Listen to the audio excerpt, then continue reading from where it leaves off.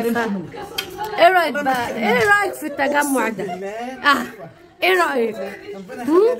شوفي فاطمه، شوفي فاطمه واقفه يا عيني، يا عيني من امبارح. شوف منظرها عامل ازاي، بتعجن من امبارح والله العظيم بجد. بتعجن يا عيني، تعبت والله. والله العظيم. شوفي من 7 الصبح والفرن شغال. عيني يا عيني. رايك بقى دعاء في اللمه؟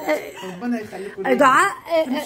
دعاء هتفرش، دعاء هتفرشي وتعجني. ايوه، امال هو ايه؟ تعجني. ايه؟ هجيبها تعجن. ايه الهام؟ ايه؟ كله عرق. شوفي بجاهد. مش انا بقول لك انا عايزه احط التكييف عند فاطمه. انا طب عايزه اجيبه معايا. عايزه اجيبه معايا. عرقانين. قلت له احنا في الجهاد. بنجاهد فعلا. شايفين الحركات بتاع الزعتر والروزماري دي؟ ايه رايكم في الاكل يا انجي خطير البيتزا. بعد ما نفرش يا انجي هنجيبها هي تعجن. لا دي بتاعت لا المعجنات. يا حبيبتي بقى، فاطمه لازم هتبقى مسحوره معاها. يعني ايه؟ ايوه صح. انا هتعزم. لا فاطمه انت على طول غلبانه. لا تتعزمي.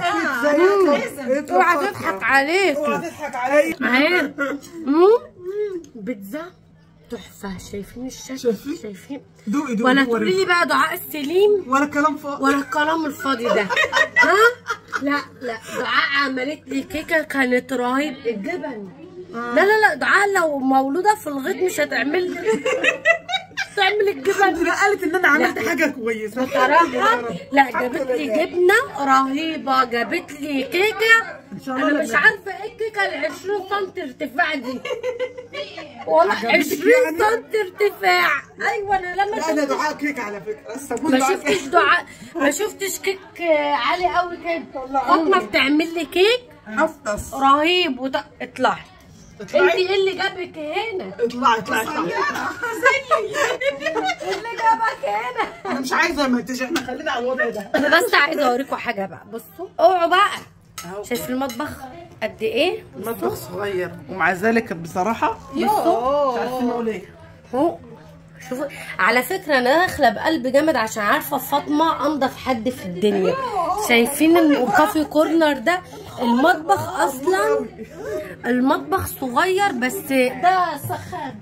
فين يا فاطمه؟ ده من بدري. وشوفوا بقى يعني المطبخ ده مطلع كل الاوبن بوفيه اللي دعاء وريته لكم دلوقتي. ما شاء الله بجد. مبسوطه يا دعاء؟ جدا. ابقى اتعلم كل يوم. ابقى كل يوم. عارفه دعاء زي اللي بتقول لك بفلوسي يا كلاب. انا عربنت ورشه. انا عربنت. هعزمكم وهتشوفوا بقى. هتشوفوا. لازم ابهرك. على فكره دعاء بتعمل العفش بتاعها عندي. انا قلته في الفيديو عندي. قولي بقى كده ده الفيديو بتاعي انا من بقى. اول ما جابت لي العربون وهي قاعده معايا. شوفوا الفضيحه وهي قاعده معايا.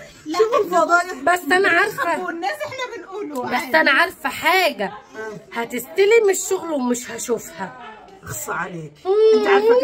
انت عارفه كده؟ اما نشوف. انت عارفه كده عني؟ هيبان. طب ماشي. هيبان. مين اللي بيرد على التليفون يوميا؟ فين؟ انت. مين اللي بيتصل عليكي وبترد عليك؟ انت بتتصل عليا. ومين بقى اللي بيرد بقى؟ ولو ما ردتش عليها بتبعت لي مسج على الواتساب. ايوه بجد. كتر خير. يا بنت احنا بنصور في المطبخ ليه؟ الجو حر. طب خدي عيني الفيديو بتاعي. انا الفيديو بتاعي؟ ايوه ماشي خلاص. انا ده الفيديو بتاعي. طبقك سخن. اما اشكرها بقى يا جدعان. اشكرها يا حبيبتي مفيش بينا. لا بجد لازم اشكرك والله ما يا في جماعه بينا. بجد.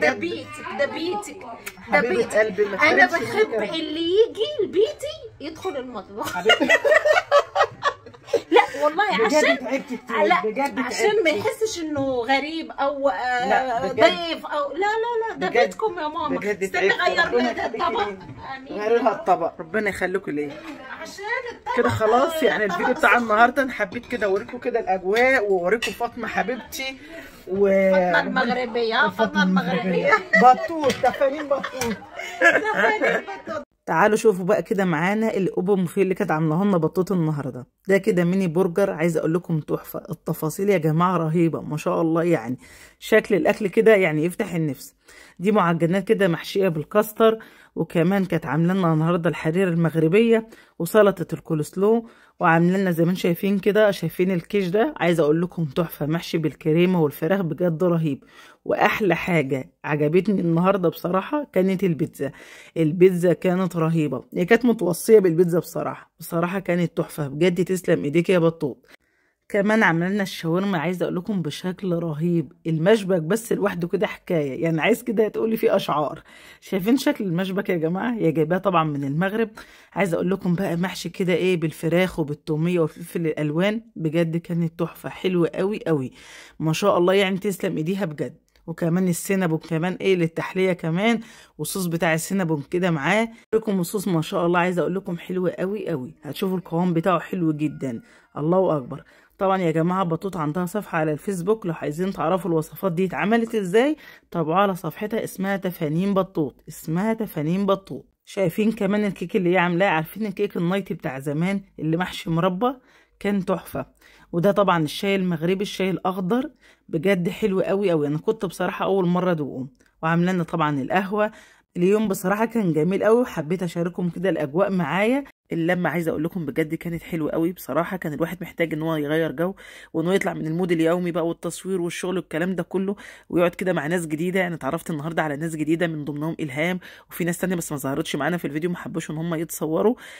بصراحه كنت مبسوطه جدا جدا، حسيت ان انا غيرت مود كده، وان انا ايه نفسيتي كده ايه يعني ايه اتعدلت خالص. فما شاء الله يعني غيروا كده من نفسيتكم وخرجوا، يعني لو لكم اصحاب زوروا بعض، اتجمعوا مع بعض، بجد بتفرق جدا ايه في نفسيه الواحد. دي كده انجي على فكره قالت لي صوريني كده ايه وهي بتحط السينابون، ما شاء الله عليها. طبعا انا بعمل الفرش بتاعي عند انجي، ربنا يبارك لي فيها يا رب. عايزه اقول لكم يا جماعه انجي دي جوهره والله العظيم، يعني بجد ربنا يبارك فيها يا رب. يعني الواحد بيروح عندها فعلا كانه داخل بيته، ما بقاش حاسس ان هو غريب ولا اي حاجه. فبجد من الناس يعني اللي فعلا مش هتتكرر، يعني كنز بجد، فعلا معرفه الناس كنوز. ربنا يبارك لنا فيها يا رب، ويخلي لها بنتها ويحفظها يا رب، اللهم امين.